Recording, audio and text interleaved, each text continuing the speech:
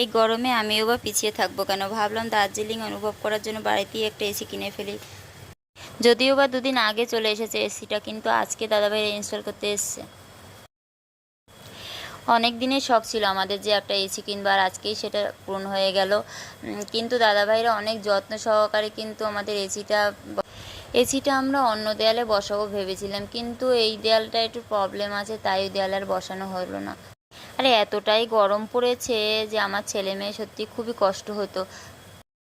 এসির ঠান্ডা হাওয়া খেতে যতটা মজার লাগে, এসি ইনস্টলেশন উফ, একটা পেন সত্যি। এসি ইনস্টলেশন করতে গিয়ে আমার ঘরের কি অবস্থা।